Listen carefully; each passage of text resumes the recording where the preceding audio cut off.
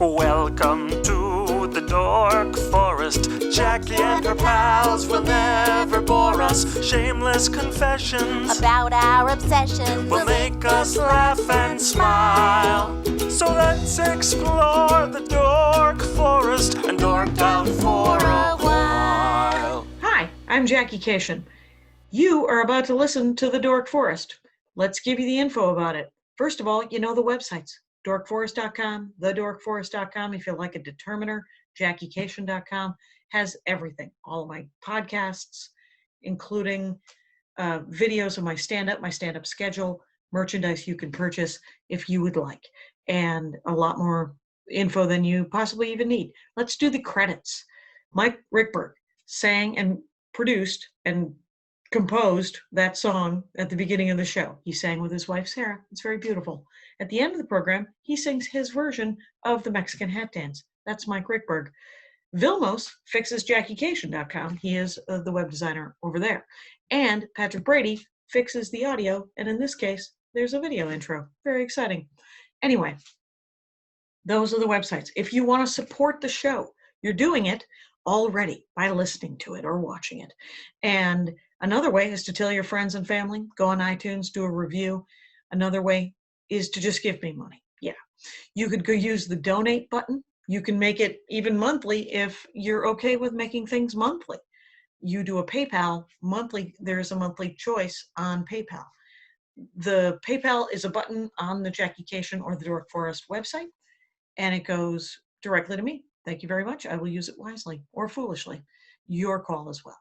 Now, my email address, jackie@jackiecation.com, is where you can contact me if you have any questions or concerns and about the Dork Forest. And I do have a Venmo account. It's Jackie-Cation, oddly enough. Another way to support the show is on dorkforest.com and jackiecation.com. There's an Amazon link. And the Amazon link just takes you to Amazon. You order like normal, and it supports the show because you came from Jackie Cation or dorkforest.com. Very exciting. Other than that, there is a Bandcamp. You can, if you have listened to all the episodes that are free and you need more content, there are several live episodes that are at thedorkforest.bandcamp.com. And those cost me a couple of bucks, so I charge a couple of bucks. There's also a storytelling album there that you can listen to some stories that I did live. And there are 17 free episodes before the Dork Forest was pre-recorded. So the audio isn't very good, but the guests were super funny and fun and dorky. So if you want to do that, go to thedorkforest.bandcamp.com. Other than that, let's see if there are other things that I should be talking about. Possibly the merch. Yeah, if you want to buy merch. The only other thing I want to talk about is the merch. You can get Dork Forest t-shirts, and you can get stand-up comedy t-shirts. You can get my albums or my DVD over at jackiecation.com/merch. There's pins, there's a challenge coin, there's a bunch of new things happening over there. Anyway, a lot of information. I don't think I've missed anything, but who cares? Let's get into the show. Hey, it's Jackie Cation. I'm in my living room. Actually, I'm not. I'm in the tiny room with the Hot Wheels. And with me is Jason Weems. We've never met. This is it. It's happening. Here. Hey, Jackie. Welcome to the Dork Forest, where we now Jason Weems, you should know, is at Jason Weems Comedy on Instagram and J Weems Comedy on Twitter. And I will put the links in the thing. You have a new hour that just dropped on Amazon, comedy album. Yes. Album and video. The video's on Amazon called Unknown, and the album is everywhere albums are, and it's called Unknown. It's called Unknown. It came out on August 4th. Yeah. Oh, wow. Okay, so because this is, we're only 2 weeks ago today. Yeah. So, and so you guys, it's probably streaming. It's part of your Prime package. Get on it. Oh, yeah. So, get on it. Yeah. Very exciting. Welcome to the program. I love your list of dorkdoms because they always, thank you. I enjoy, what's with the Loch Ness? The Loch Ness Monster. Let's hear it. Why? I've just been, why, huh? I guess I would ask, why not? Like, Fair enough. Why is not everybody spending every waking moment just Googling this thing and like just standing by the side of the loch? I mean, anytime a show comes on about this, it doesn't matter what time it is. I mean, they typically come on like in the wee hours of the night. What if you're just flipping channels and you see it? Will you stop? I just freeze. I mean, it doesn't matter if it's video, if it's literature. If I see Loch Ness printed anywhere, I'm like, turn around. We've got to go back. Go back, find out. Did they find it? And yeah. So the Loch Ness is an actual swimming pool or body of water in Scotland, right? Scotland, right. And and it's been known for years that people have seen this, people think it's a plesiosaur, one of the dinosaurs from with the long neck. And Sure. That maybe got frozen during, all of that jazz and then thawed back out. That's my theory. Right, that's your theory, is that like Captain America, frozen in the ice. Exactly. Thawed out. And then they turned the oven up to 350 and thawed them out. And then all of a sudden everything started working again. I did just see a documentary where there's a frog that goes into hibernation that literally freezes over his eyes in the Arctic or Antarctic. It was some national park. And the damn thing's dead. And then comes spring, it thaws out from the inside of itself out, and then has like a month and a half to procreate, and then back to the cave to freeze up again. To freeze up again. Maybe it's like that. Maybe it's like that. Possibly. But I mean, literally pretty much anything Loch Ness or like animal monster in the water, in the water. So do we know? Yeah. Do we know how long people have been supposedly seeing the Loch Ness Monster? Is it 100 years? I want to say about 100 years, I think. And they say the first guy who saw it was like a respected physician in the area. And that's the reason that people kind of, Has any credibility. Okay. Yeah. And then there's cameras, so people. There's cameras. Has anyone? Well, I guess back then it was those big cameras though, like with the light bulb explodes. So right. Probably took a while to set up. You had a long time to set up, and you had to say to the monster, "Please don't move." Don't move. Right. And, can we do one more? You blinked that time. Right. So, do you know how deep the Loch Ness is? I can Google it. Yeah. So what have you seen that made you go, like, is it just the idea that there's giant monsters that will one day kill us all? What are they going to do when they become sentient? What's going to happen? For me, it's just the fact I love knowing or thinking that there's like mystery in the world still. Like, everything is so connected and technological and everything's instant. Right. And you feel like we know everything, but like it's just cool knowing that it might be a big ass monster. Oh, do you think you know everything? I don't think you do. Right. Have you been to northern Canada where the Bigfoot is? Yeah, because I have been to Canada. I haven't been like up near where they say they've had sightings and stuff. I've been like Toronto.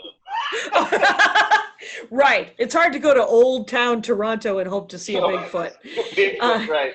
I would actually like to see a Mountie. That would be they seem mysterious. I've never seen one either. I've never seen a red suited on a horse, Dudley Do-Right, pad around Mountie. But that supposedly they still exist somewhere. Yeah. Have you ever been to Scotland? Uh-oh, you just got kicked off. Okay. Uh-oh, and you're kicked back up. That was your phone carrying. I'm good. Too much. Yes, I'm back. Yeah, right. Uh-huh. Have you ever been to Scotland? Okay. I've never been to Scotland. I haven't, no. When you go to Scotland, will you go? Absolutely. Like, I've got kids. I got 3 little boys. I got an 8-year-old son and then twin 6-year-olds. Wow, that is a lot of boy energy. Holy smokes. A lot of boy energy. But when I say they know their daddy, like they're really into like that stuff too. Like, any type of like stuff you see about like large crocodiles or any type of like, there's a show called River Monsters that comes on. Okay. Guy named Jeremy Wade, and he like catches all these huge fish in like the Amazon River and stuff. Okay. So anytime the kids see anything about the Loch Ness or anything, they're like, "Daddy, come on, it's on!" Like screaming.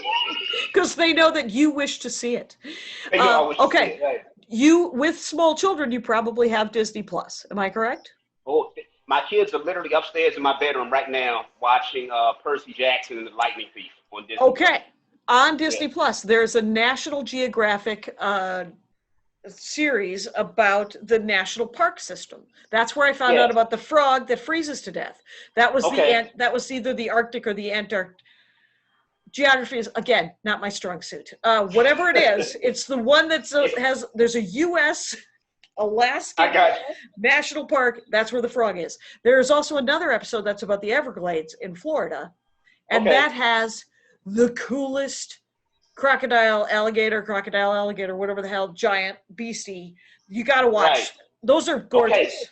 Okay. They're a little murdery for kids, but kids love murder sometimes. So it's just like wolves pulling down a fawn you'll see occasionally. Okay, but like biting out throats and stuff. Yeah, not that bad, but an occasional. This is the wild. That's what I tell my nieces and nephews. This is not an excuse for you to murder anyone. Anybody, right. You can go to the grocery store and just buy food. You don't have to do this, but that is not an option here with these animals. Okay. Absolutely. So they might like that. You might like that because it's the alligator. All that crazy stuff. In the Everglades. Crazy. Oh, absolutely. I'm gonna check it out. Okay. And so there's your Bigfoots and your Loch Ness. I look at my notes. Bigfoot, Loch Ness. I think now me and my older brother, we do feel as though we saw a Bigfoot when we were children. This is over outside of Washington, D.C., where my grandmother lived. So I live in Baltimore. D.C. is about an hour away. Okay. And there's a huge forest that backed up to my grandparents' property.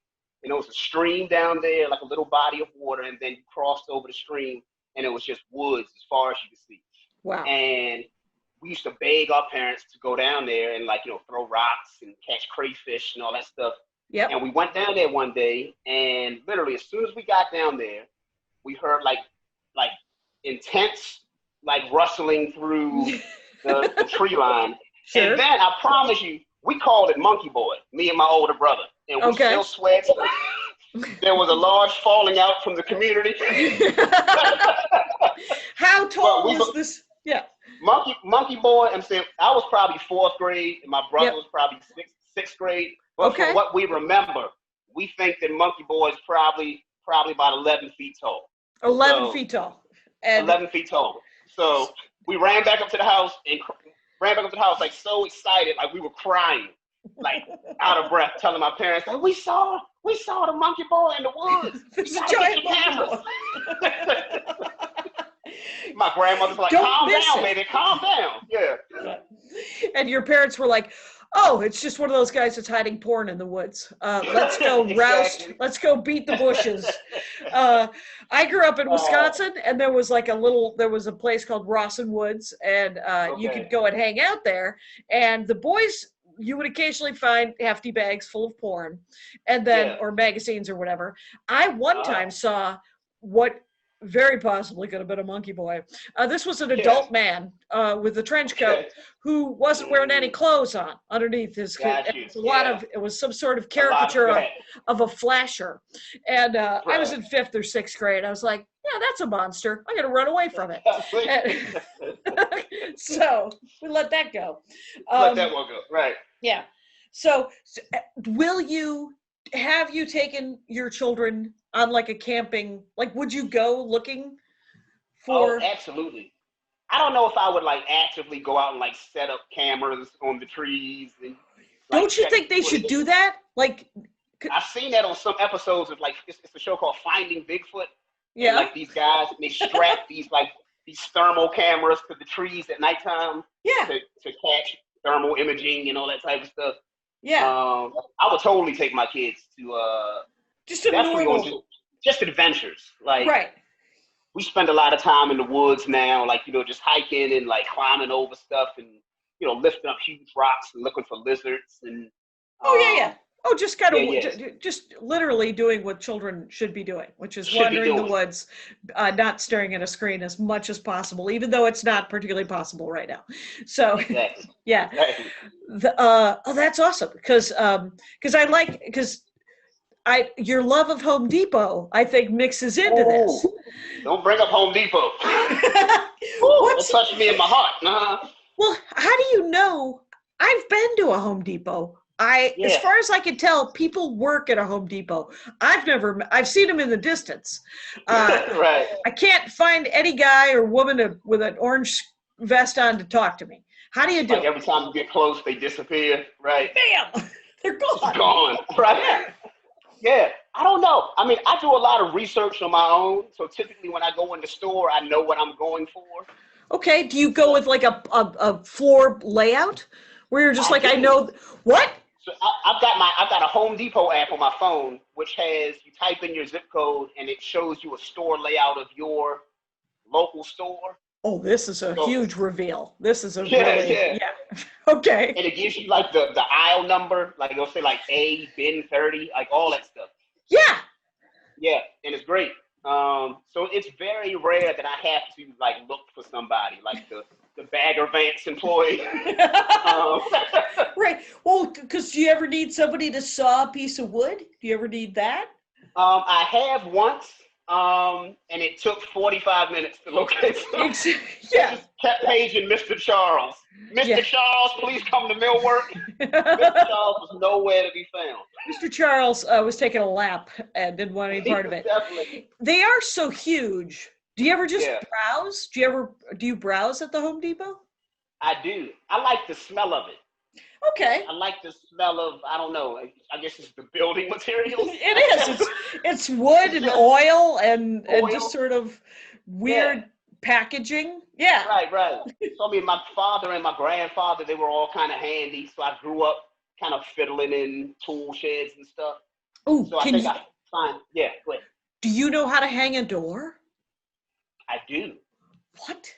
This is amazing. I do know how to hang a door. I do know how to hang a door. I do light electrical work. I put up ceiling fans. I do some plumbing. Interesting. Yeah. And a lot of it's just trial and error. It's just me literally like screaming to my wife, like, shut the water off! Shut the water! I love that. Yeah, here, what I'm hearing is a willingness that I don't have. I have a willingness to somehow find $300 so I can call it. I got you. But there is a sense of accomplishment. Like if you can. Oh, it's amazing. It's amazing. Like I got some projects in the yard that I'm doing right now. What are you doing? Cutting out some like 4x4 sections of wood that we're putting down to kind of make a defined walkway. Okay. So that, and then we got some painting projects going on. Just painted a fence. Very Huck Finn. Yep. Yeah, very Huck Finn. So yeah, I like, it's something peaceful about that to me. Like just, I don't know, it's just something. It's away from everything. I have that with gardening sometimes, where I just because I have a vegetable garden, and I just there's something about rooting around in the garden.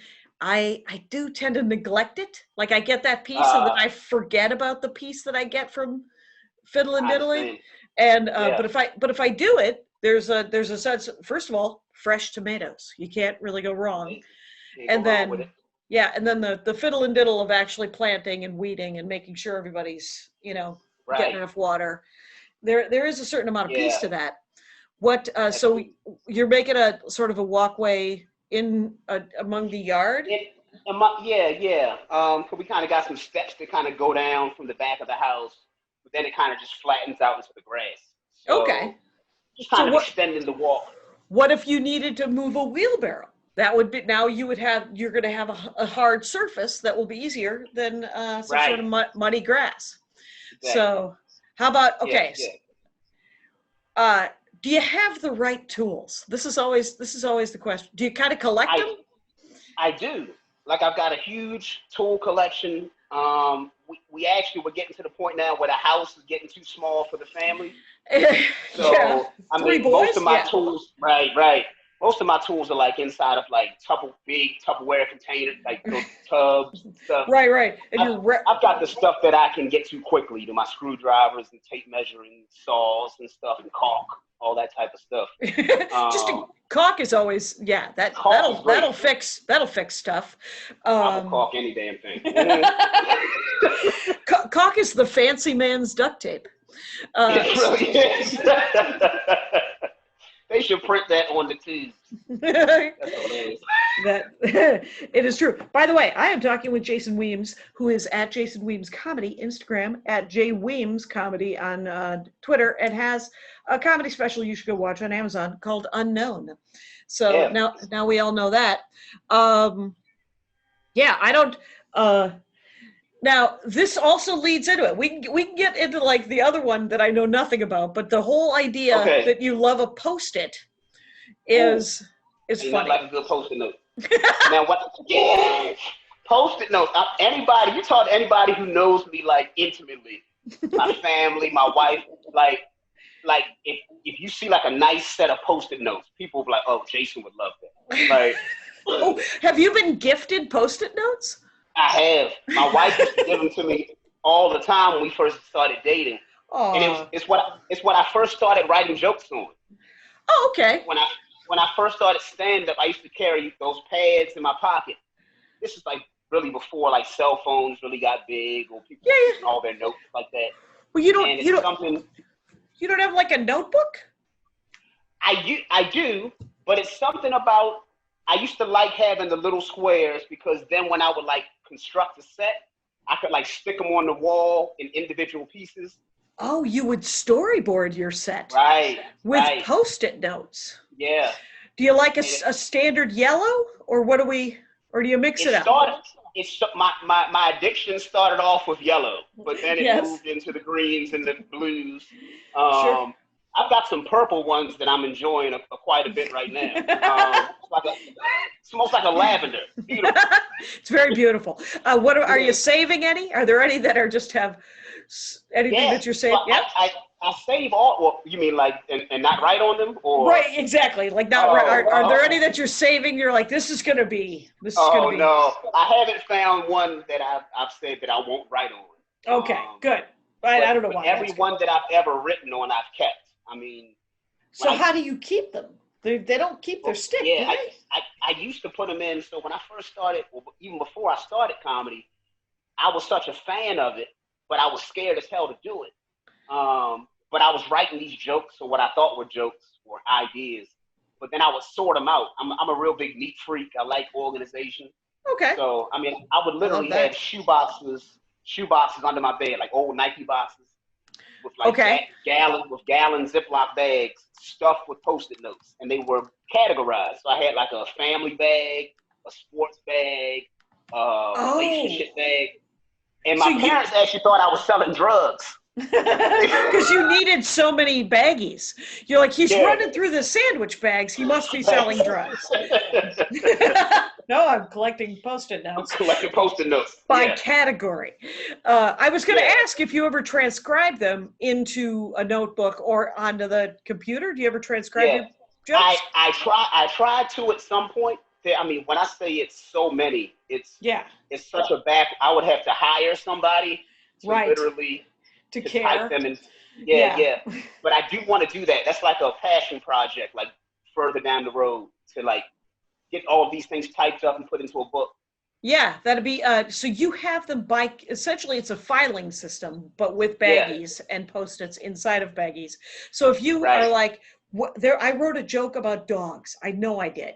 So you go into one of these bins and you find the animal bag or the dog bag, and then you just go through them, because that'd be an interesting way to be reminded of bits that you had lost. Like you were like, oh, this never went anywhere. Do you use a standardized size, or are we using the tiny ones and the long ones? Oh, yeah. This is like this size right here. Like those. You see that is a standard. That's a standard square. And as you see here, I have to pay Eric, and I have to tell him this is the guy who cuts my grass.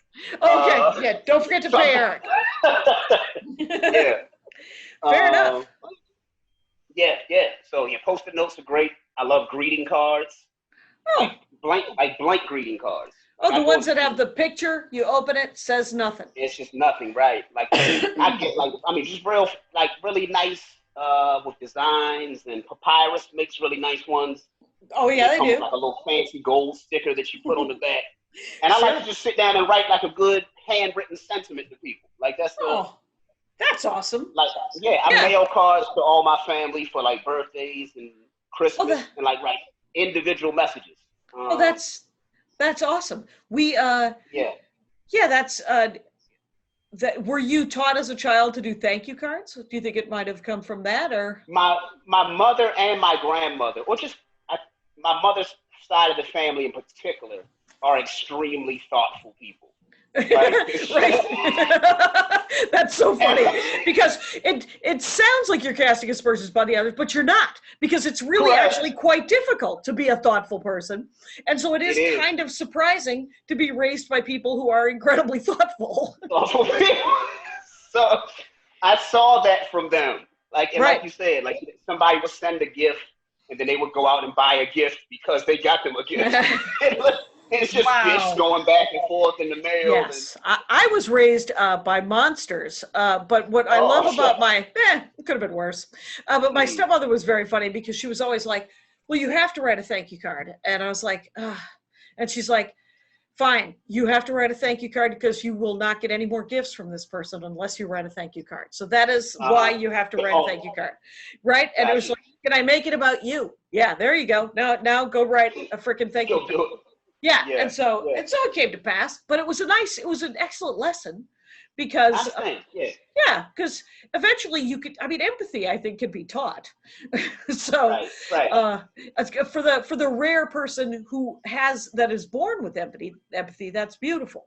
The rest of us, bit of a learned skill, I think. It is a learned skill. So, and I'm willing, sure, I'm not a monster. I can learn things.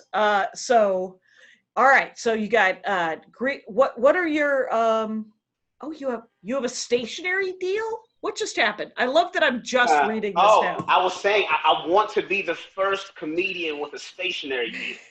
You know how everybody has tennis shoes and all this clothes and stuff. I want a deal with Post-it notes, like a straight up endorsement deal. Where the commercials, I'm like writing jokes. I'm putting this into the universe. So the universe, if you listen, I said it first on the Jackie and Cashier podcast. Exactly. So, Dear 3M. Yes. Yeah. Exactly. Yeah. And attainable goal, I think. Why not? Because it's I know that there's a greeting card company that I submit jokes to. Nice. And then they print the cards up. They've only done 2 of mine. And you could either get this. The deal is they could either pay you $500 for they get it in perpetuity, whatever witty birthday thing you wrote, and or you could get a royalty deal, and then you would get like 12 cents a thing forever. And I was like, oh, please just give me the $500. I can't imagine, and I can't imagine this is going to be a thing. It's a slow death, But it's so funny. Every year they send me a breakdown. They're like, this is what you would have gotten in royalties, and I was like, very passive aggressive. Well played. Yeah. What's it up to? Do you know? Is it like past 500? It is past $500 actually. Okay.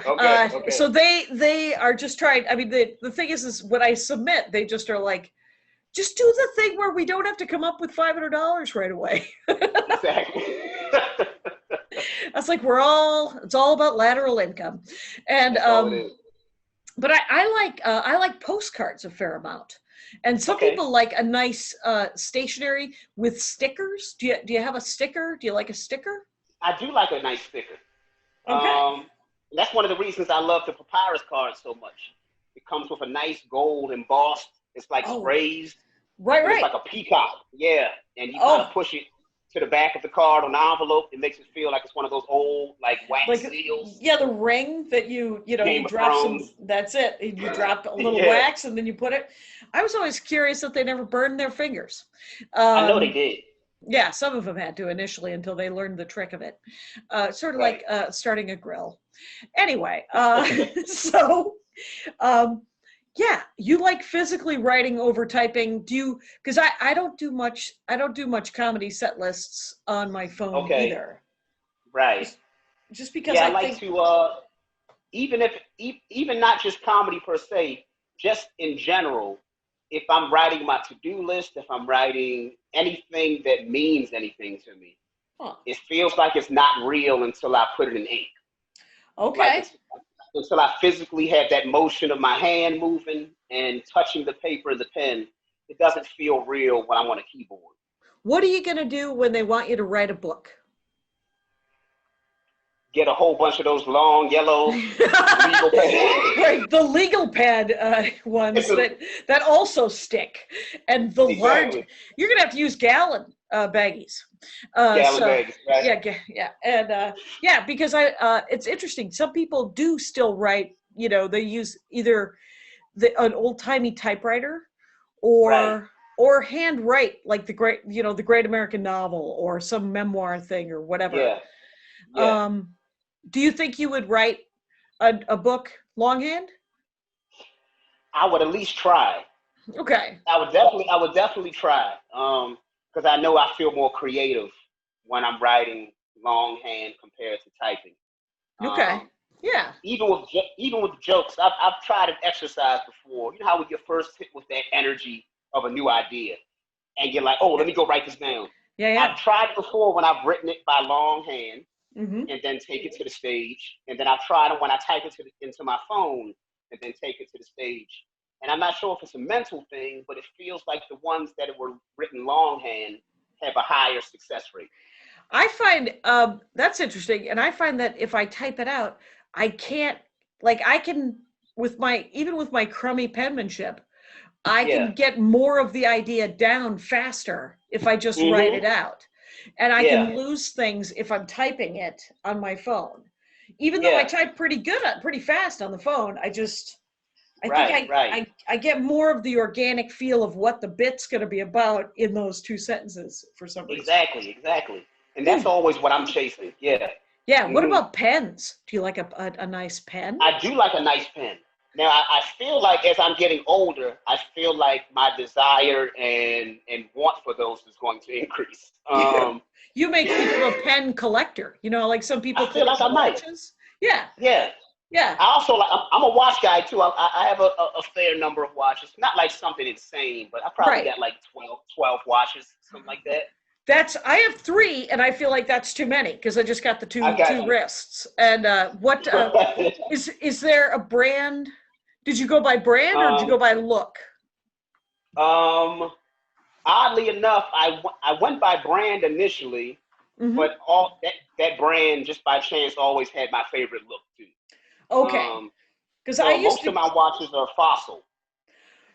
I was gonna say because I like the idea of I have a Fossil and then I have a Yeah. Seiko because I didn't Okay. because Seiko Fossil didn't make. You know what I wanted? I wanted a lady watch. I wanted a delicate lady watch I because understand. I wanted to do something here to make it more delicate and ladyish. But but because the Fossil I had, what I like about it, it has a nice big face on it, so you can see Right. what time it is when you're doing a set, right? It's easier. Yeah. Yeah. The Seiko has a super clear, much smaller face, but you can see all the Mm-hmm. numbers super clearly as well, which is Right. literally Right. like what are you wearing one right now? No, we're in a no Yeah. watch zone. Watch this right now. Yeah. Yeah, me too. Um. Yeah. But yeah, a good watch is nice. I love a good pair of shoes. Okay. Shoes and watches for clothing items. Shoes and watches are my thing. My husband, says he is often disappointed by the lack of ways that men can be fashionable, and it's just watches and shoes, and Right. he always wears. There's an Italian. Uh, he wears red shoes all the time, red leather shoes, and the Okay. current brand that he's wearing is an Italian brand called Brutini, which may I or feel may. like I've heard of Brutini before. That name sounds familiar for some reason. Here's a weird thing. So he bought a bunch of, he got like these, he has several pairs. He got a blue pair to go, when we got married, he wore this amazing suit that had a stripe down the side, kind of like Han Solo, kind of like a marching band situation. I understand, yeah. And, but he bought, and he bought 3 different pairs of shoes to try on because it's over the mail and you got to try them on. And so he's sitting around with my dad, Elliot Cation, 83 years old, aging horn dog. And he is a delightful man in many ways, but he is also very dapper, super dapper. And they were talking about shoes. And my dad was, my husband, Andy, was like, why, whenever I go to order shoes, all of the models are black men? Why are there no white men that are modeling these cool shoes? And my dad says, because they don't take care of them. That's why. Black men take care of their shoes. And I was like, wow, that is sweeping. That is a sweeping statement. That is a sweeping statement. But I don't know. It's not rude. So right, that's not a rude thing, right? Yeah. I take care of my shoes as well. It's a positive statement. Andy takes care of his shoes. So. Yeah. And he couldn't be whiter. We did that 23andMe thing, and he found out that he's 99% white guy. It just said that on the paper, white guy. Yeah, he was just like, welcome to the British Isles. You're 99% British. I was like, all right, hilarious, man. All right, good for you. But it was, so what kind of shoes, do you do a dress shoe or do you do a sneaker? I like a little bit of all. I've got a few nice pairs of dress shoes. I got some straight sneakers. I've got some kind of like hybrids. It's kind of like a casual that looks like it. You know, you can wear it with like a nice pair of jeans, like a button-up shirt or something. Right, like a Saturday night show where you get a sort of a special sneaker. I myself have a special show sneaker that you know what it is. They're Vans, and they're the Avenger Vans. Nice. Adidas had an amazing pair of Captain Marvel Adidas sneakers that were sold out within moments, and now they're $900. Oh wow! But I'm good. I'm fine. I can't do that. Yeah, even with shoes, I don't pay like over like $70. Like anything over $70 is like. It's a special treat, if it would. Yeah, absolutely. Yeah. Right. Yeah. It's that's how I know that I'm rich now, is because I bought these are just walking shoes, but they're super comfortable. I just showed you my shoe. But the flexing on me. Well, I'm going to show you this and I think that they're like, I don't know, they're literally walking, they're nothing fancy. They're just walking shoes. Yeah. But I liked them so much that I went back to buy them, and they said they were being discontinued, and I bought 2 more, and I believe they're each $75. Okay. And so I bought 2 pairs of $75 shoes, and I was like, I must be fabulously wealthy now because I don't care, and I get to buy. It's fancy shoe time, I guess, in my twilight years. But when you find a pair of shoes that you like, you got to get more than 1 pair, because they change them all the time. All the time, and it's always the stuff that you like that they discontinue. Yeah. Everything else is available. Yes. Do you go with? I'm back to your shoe collection. Do you go with a black dress shoe, a brown dress shoe, or do you like to make them pop? Mm-hmm. I like brown is typically my go-to. Mm-hmm. Most of my favorite suits are like navy blue and even some grays that work well with brown. Nice. And are they a wingtip? Are they a wingtip, or are they just a straight? I've got an assortment. I've got some that's got a rounder toe. I've got some with a wing on it. Sure. Yeah, I like to mix it up because you never know what you're going to get into. I love it. And when you do that, because you have several watches, now I need to know, what color is your wallet? I have a brown wallet. It's like a leather, leather, like a caramel leather. That's interesting. With like blue lining. It has blue lining. Oh, okay. Like white polka dots. That's lovely. It's a beautiful item. Beautiful piece. Yeah. I have the Dork Forest is full of people that will tell me at length what their opinions are about these items. And one of my brothers does not enjoy a brown wallet or brown shoes. He'll only do a black shoe and a black wallet, and the wallet's got to match the shoe. And he's out of it's fine. I nothing but support. But I like and he has a huge problem with anyone who carries a Velcro wallet. He's like, what are you, 8 years old, going to soccer? Yeah. What's happening? And I've got a problem with that too. Just the that's a terrible. I've got this guy's. Lunch is on me. Yes, it is not a good. Yeah, it's not a good. Horrible sound effect. Yes. So none of us have had any reason to dress up or in the last 5 months, which is fine by me. I tend to wear a suitcase. I tend to wear a sackcloth and ashes anyway. But but I like. Have you done any sort of dressing up? Have you tried to make quarantine kind of? Not really. I just kind of, it is. Michelle Obama said this in her DNC speech last night, but it is what it is. So, it certainly is. Yeah, I've been wearing a lot of track pants, mostly track pants, and like basketball shorts. Sure. That's mainly the outfit. I mean, t-shirts. I haven't ironed anything since like March, maybe 14th, something like that. Sure. That mid-March is when we all came off the road. Right. And we're all seeing each other from this. So there's absolutely, like, I'm literally wearing cargo shorts, which should not have happened since 1999. And they're not even mine. They were my mother-in-law's. Okay. So, she left them by the pool. Yeah, there's just, I got several pairs. It's a long story. But that would be kind of like, because, sometimes we, to jazz up a night here in the Cation Ashcraft home, we like to sometimes get in the car, go through the drive-through at the ice cream store. And literally, that has been the night out. And the rest of, we haven't really... We've gone for walks, and we sit in the backyard a fair bit, but that's, and we're lucky to have a backyard. Yeah. Amen. Yeah. Mm-hmm. Us too. We've got a beautiful yard here, and we live in the city, but I mean, for the city, we've got a big yard for our area. Right. So, I mean, the kids have can a little bit of an outlet. Absolutely. Yeah, all that jazz. That's cool. I went for a walk today in our neighborhood, and someone had bought a giant blow-up like yard pool, and their yard wasn't any bigger, and our yard isn't particularly big, but it would fit. It would take up a good portion of space, but it might be kind of nice to have something. Yeah, I just sit in the water. I don't know. Right. Yeah.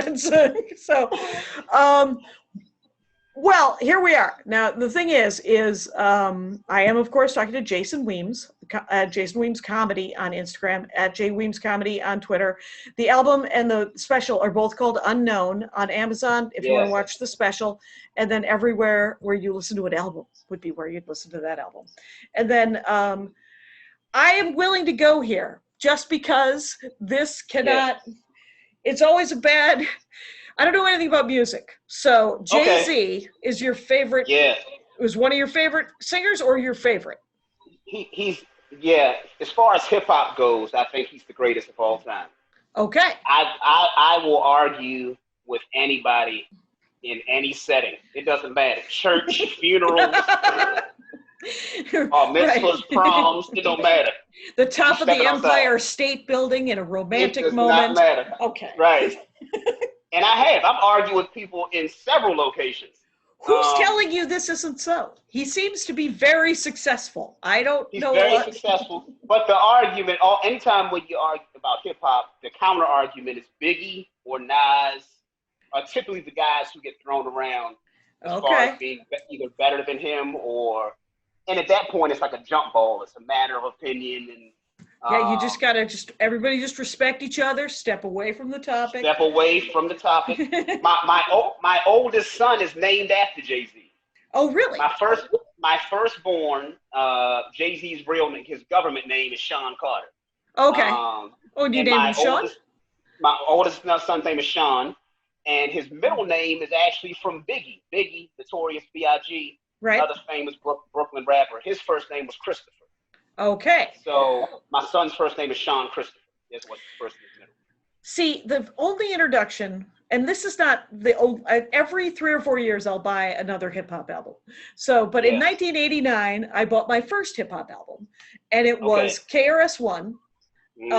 And so I am a snob for that guy because I like, and essentially, and then I listened to every rapper that he mentioned for 3 years. I got you.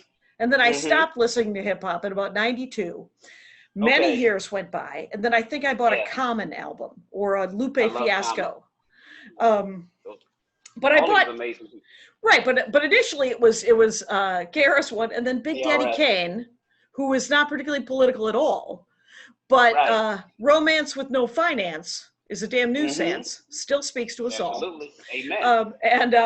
But the things. So Jay-Z, when did he start again? Was it late 90s? So Jay, his first album dropped in 96. Okay. That was the dead years. Yeah, those were the dead years for me. That's what my problem is. Exactly, right. So 96 is when he dropped, and he had just the work ethic that I identified with. He started kind of like mid-20s as far as when his first album came out. So, I mean, a little bit older than some folks, you know. Okay. But the way that he worked was almost like in dog years. So, I mean, every year he would drop an album. Every summer there was a Jay-Z album. So 96, 97, 98, 99, 2000. Wow. And he just did this relentlessly. Just cranking it out.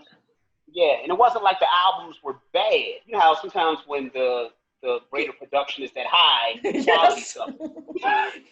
Yes. It's like, how much have you grown in the last 11 months? Right. It's those comics who put out an album every year, and you're like, oh man, this could have used another 6 months, my friend. Anyway, exactly. But Jay-Z, no? Yeah. No, it always seemed like he was able to tap into past experiences with a level of detail that made it feel like, I mean, this guy's storytelling skills are just out of this world. I mean, the way that he bends words, the way that he uses, sometimes it's him taking a pause or leaving a word out, which makes the thing rhyme. You know, sometimes he'll make a noise in between a verse. Sometimes it's, you know, it's a lot of, you know, different theatrical and it's a lot of skill set that goes into it. That, I mean, and then just his the presentation, this is the best explanation, because that one of the things I like about hip hop is the storytelling, but there's also these musical things that he has to know because the pausing and the music. Is he his own DJ? I know that this is common knowledge. Who's his DJ? I don't know. Well, his producer is a guy named Guru. He's been associated with a couple of different DJs over the years. I mean, it's not so much like, you know, back when rap first kind of kicked off in the, you know, 80s and stuff.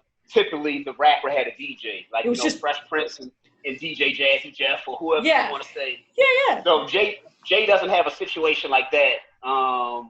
But he collaborates with a bunch of different people? He collaborates with different people. Yeah.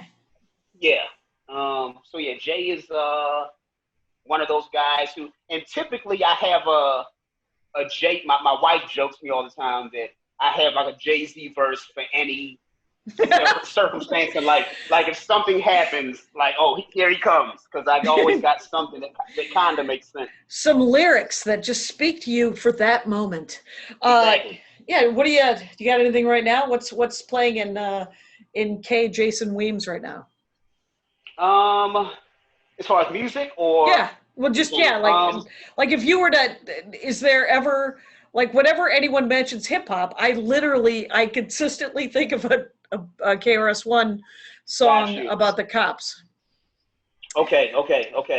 Do you? You said You said, did I have one for Jay-Z? Like when someone just like like a song that always goes my mind there. yeah, or what's commonly, yeah. I mean, my favorite Jay album, it was Reasonable Doubt, which was his first album that came in '96. It was that album for quite a bit of time. But then he just released an album, I want to say probably about 2 years ago. It's called 444. Okay. And I'm somebody who believes in signs and believes in, Bigfoot, the universe speaking to you. Loch Ness. All that good stuff. Right. Sure. I'm a bit of a crystal clutcher myself, so I don't know. Yeah. And 444 is a number that's supposed to represent, like good fortune. It's supposed to mean that you're like, aligned with your path and all of those types of good things. And my kids know that anytime I see 444, I get really excited because it must mean that I'm where I'm supposed to be in any given moment. Okay. So it might be on the back of a license tag. It could be on a phone number on a building. But that's a fun game for your kids, man. Yes, it really is. So like if you look through my camera roll of my phone, you'll see a lot of screenshots of 444. When I see that on my time, if I catch it, I'll screenshot it because I almost feel like I caught the good luck. Yeah. That's awesome. But that was 444 great? 444 was amazing. It was literally, I mean, Jay-Z, what I've also loved about him, he's one of the only rappers that in my opinion, that has really matured with his music. I mean, you see the growth. You see, I mean, when he got married to Beyonce, elements of that started coming into his music. When he had kids, that started getting into his music. And 444 is just it's almost like spoken word, like over a beat. It's very confessional. It's this is like right when Jay-Z and Beyonce were having like marital issues. So it's like really laced with a lot of like painful personal stuff. But it's just done in a way that I think is masterful. Do you think that it because he started when he was 25, that he sort of had already grown up a little bit and was willing to sort of hear it? I'm sure that had something to do with it. And I think just his lifestyle, just growing up. I think the environment that he came out of, it forced him to mature quickly and to become. I mean, his father left when he was, early on. His uncle was killed in the streets, and his father just really couldn't handle it, and basically kind of went out. It was basically just searching the streets for his uncle's or his brother's killer, and it just took him down a dark path, and he just couldn't get back off of it. Well, it's so interesting, like when children are raised with that much sort of trauma and not even sort of, but with trauma and having to grow up so quickly. It can go in so many different ways. It can give you a sense of responsibility, and you're like, I got to take care of the younger kids. I have to figure out how the remaining parent can be helped. I have to, I want to get out of this neighborhood, which was my brother Russ. He's like, this town can fuck itself. I got to go. So I'm going to go to college. And so it could do that, but it could also lead to, I have to stay here and be the king of this area to prove that this can be made to work, which can sometimes stagnate, which is why we should all treat children like children, which are the precious items that they are, and allow them to be children and grow up. Yeah. I agree with that wholeheartedly. Absolutely. Yeah, what the heck? I don't have any kids. I can say anything I want. No, I have 13 nieces and nephews, so okay, full of opinions. But so with are you doing a lot of childcare, like not childcare, but I mean like teaching of the kids? Completely. Wife? And I used to teach school, so I mean, for me, that's one of the blessings that kind of came out of this pandemic situation. I mean, it was thrown on us all, and all of us have been scrambling and trying to make the most sense of it. But at least I had some sense of how to, read through a lesson plan or look at a lesson and pull out the key components Yeah, that's and huge. all that type of stuff. So it's still difficult with 3 kids, and they're at different grade. Well, my twins are obviously in the same class, but my oldest, so trying to split the time and trying to make sure everyone's, getting what they need in an equitable way. Right. So they don't feel ripped off. And yeah. But that is kind of amazing because you taught grammar school, right? You taught grade school? Taught kindergarten. Oh, okay. For 10 years, and Oh, then a few other grades right before I retired from teaching, probably 14 years in. And that's right when I started stand-up while I was teaching. okay. And my whole thing was, once I could replace my teaching salary with comedy, I was going to dip. And that is gutsy stuff too, because yeah, I was never able to quit until I was like, please just quit. Just quit the day job and believe in yourself. And eventually you just got to take the step and do it. And it turns out God's not going to drop you. It's going to be fine. It'll be fine. It's you'll figure it out. We're adults, and I've never been against going back to a day job. I'll always do stand up. But whenever I meet a comic who's like, I could never have a day job, I was like, you have thumbs, right? Right? You can answer a phone. Right. What do you mean you couldn't do it? Couldn't. Right. Yeah. I've definitely never completely closed off that part of my mind. Yes. Which I think anything can happen. So okay. I like to stay flexible. So we are pushing an hour, I will say that. And I would, but I like the idea of looking up Reasonable Doubt, which is his first album, and this 444. Is that his last album? Or has he had one since? That is the last one that he's released, 444. So that'd be a good way to the bookends. Yeah, that'd be a good way to see the sort of the arc of, Absolutely. Do you have a favorite story song? I love that's why I sometimes love country music. Let There Be a Truck and some lady that you're in love with. Yeah. Yeah, there is. I'm trying to think what is one of my all-time favorites. There's so many. The title track from 444 is amazing. Part story, part kind of like just confessional. Okay. But it's done in a very succinct way, and the way that he kind of puts it together, it flows real nice. That's huge. To be able to spend, it's like stand-up, where if you spend 25 years working on something, it's admirable to get better at it and to be a more whole person as you go forward. And it sounds like he really is, which is kind of... Yeah, the whole goal, I would think. Yeah, and the whole genre gets a lot of guff, as being just sort of young, dumb, and stupid or broke. Yeah. And Jay's one of these guys, I mean, he just got inducted to the Songwriters Hall of Fame. Awesome. Any accolade musically that you can think of, every large festival, whether it's international or domestic, he's done it. And I just think he's a guy that really has a clear idea of who he is. Yeah. And which can get lost. It can get lost when you're making $1 billion or whatever, when you're making this giant bag of money, you can, because you look at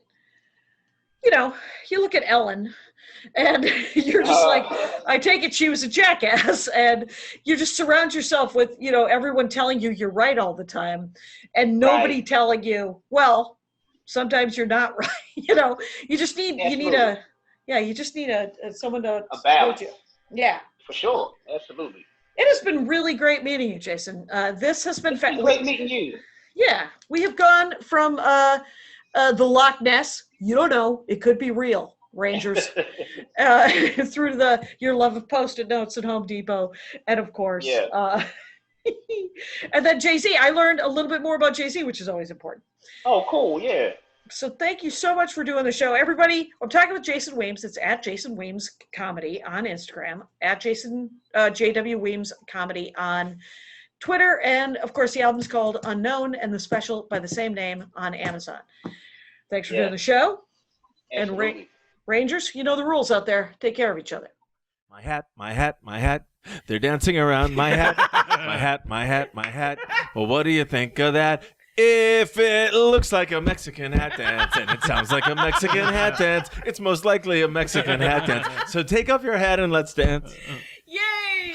Oh my God. Why don't we just call that as the end of the show?